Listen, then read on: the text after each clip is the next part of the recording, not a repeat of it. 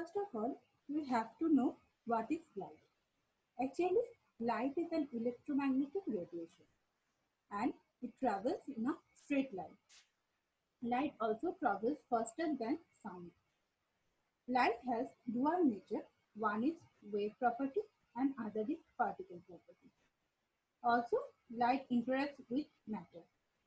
Light can reflect it and refract it. In nature, ordinary light is called white light, which can be split into 7 colors, which is known as spectrum.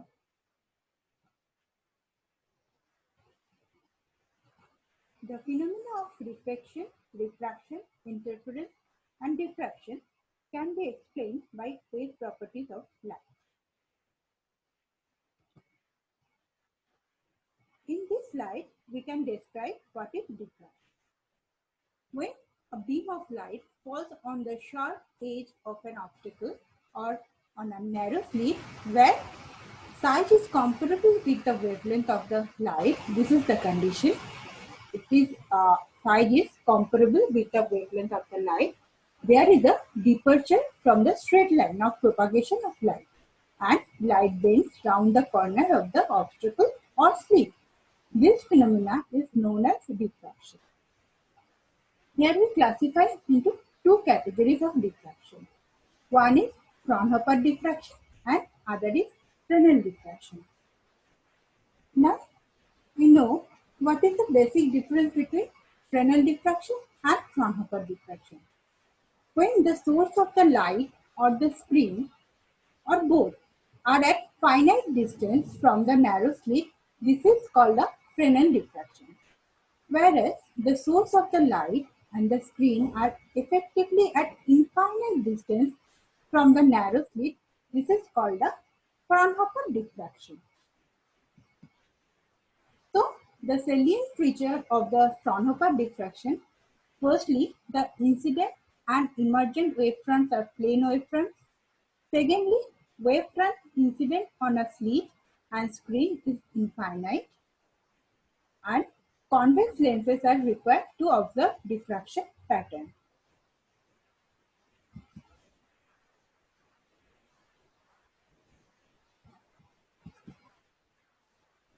This is the typical arrangement of single slit diffraction pattern. Here is a source, S is a source. There is a two convex lens placed here. One is between the source and the slit, and other is between slit and the screen. And this is the plane wave, and the light wave is diffracted at an angle theta. Okay.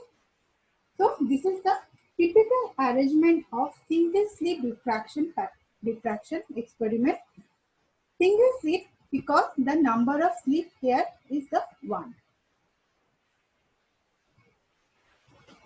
The wave equation of single slit diffraction pattern is this. That is Ka, K is the proportionality constant. A, what is A? A is the slit width. The width of the slit from here to here. The width of the slit is A, and so the wave equation is Ka sine alpha by alpha sine 2 pi T by T minus R by lambda. Here alpha is equal to pi A sine theta by lambda. We already defined A, the slit width. Theta is a diffraction angle. Lambda is the wavelength of the light. So alpha is also depend on the value of theta. And wavelength is constant. So the alpha is dependent on the theta. When theta is changes, alpha should be changed. T is the time and capital T is a time period. R is the distance and lambda is the wavelength. So the amplitude is this part, that is Ka sine alpha by alpha. Amplitude of the single slit diffraction pattern. Now we calculate the intensity. Intensity we know the amplitude square. So here the intensity is K square A square sine square alpha by alpha square. So we can write k square a square is the I naught and sine square alpha by alpha square. This is very important equation, that is intensity of the single slit is I naught sine square alpha by alpha square. In this slide, we calculate three things. One is intensity of the central maxima. This is the single slit diffraction pattern. Here is a single slit diffraction pattern. This is the central maxima. This is the first minima. This is the first minima lower, and this is the first maximum. So we have to calculate the intensity of the central maximum. That means this is the intensity of the central maximum. Secondly, the position of the secondary minima or the condition of the secondary minima. And thirdly, the position of the secondary maxima or condition of the secondary maxima. So then we calculate the three things. One is intensity of the central maxima, condition of the secondary minima, and condition of the secondary maxima. First, case 1, the intensity of the central maxima. If theta is equal to 0, then from L'Hospital's rule, limit alpha tends to 0, sine alpha by alpha is equal to 1. So, we put the value of the sine alpha by limit alpha tends to 0, sine alpha by alpha is equal to 1. We get the intensity of the central maxima is I naught. Secondly, the secondary minima. Secondary minima, that means this intensity should be 0. So, it happens when sine alpha is equal to 0.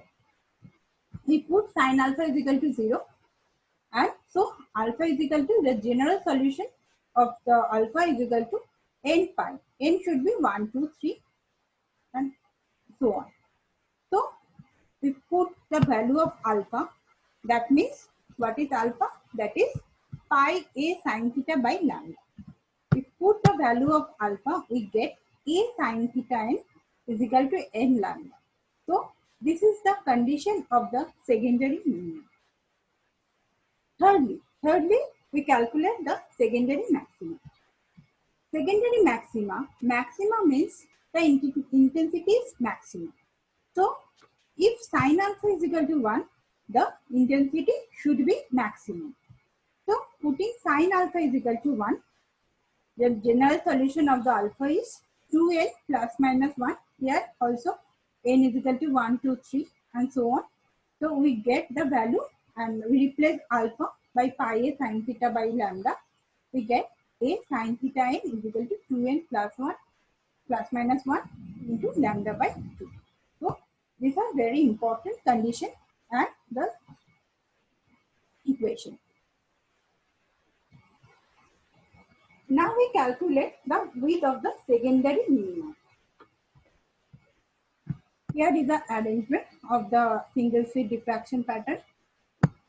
Force, the convex lenses, and we suppose this is the O is the central maxima and P is the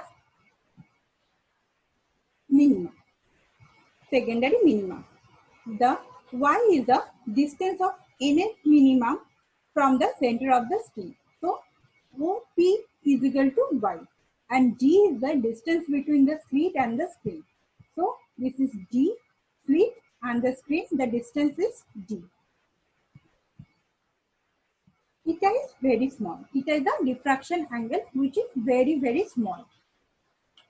So sine theta n is equal to, we know sine theta n is equal to OP by CP. But if theta is very much small, then we can write OP, CP is replaced by CO. So we can write sine theta is equal to Y by D. From the condition of the minima, we already discussed the condition of the minima. We can calculate a sin theta is equal to n lambda. So from here, we calculate sin theta is equal to n lambda by a. Comparing these two equations, this equation sin theta n is equal to y by d and the equation sin theta n is equal to n lambda by a, we get y is equal to n lambda d by a. That means the width of the, that is y, this means OP is equal to n lambda by d. So the width of the secondary minima, that is y position of n, and consecutive minima, that is y n plus 1. Replace n by n plus 1, we calculate that the width of the minima is lambda d by a. Similarly, we can calculate the width of the secondary maximum. Here we consider y dash is the distance of nth minima, nth maxima from the center of the scheme, and d is the distance, and theta is the same reason. Theta is very much small, so sin theta n is equal to y dash by d. From this condition of maxima, we get sin theta n is equal to 2n plus minus 1 lambda by a, and we replace this sin theta